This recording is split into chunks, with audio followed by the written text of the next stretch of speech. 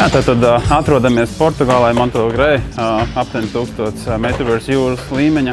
Labas diezgan atmiņas no iepriekšējiem 3 gadiem šeit. Portugālē šī trasa ir viena no, varētu teikt, tehniskākajām, es nevaru neteikt, ka sarežģītākajām, bet tiešām ir trasa ļoti, ļoti jāpiedomā, kā tu viņā izbrauksi, jo šeit nedara to, ka tu brauc taisnā līnijā un pēc iespējas īsāks metrus, bet ir jādara liels sānslīdes, taisnas izējas un tā katrs grants pagrieziens. Tā kā, ir diezgan sarežģīti noķert to ritmu un izbraukt šos 4 vai 6 sapļus pilnīgi vienādi, jo iet pagriezienu uz augšu, leju, mīnusā, plusā un ļoti lielas kerbas, kas arī jāizmanto.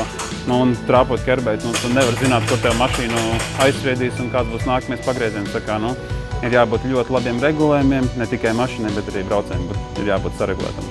Kā mēs staigājam pa trasu un teicam, ka tas tā kā rollercoasters, tu pasties uz priekšu, iet lejā, augšā pa labi, pasties uz apakaļ, un tur tieši tas pats arī iet augšā, lejā, pa kreisi. Tā kā, ir fantastiska rallycross trase.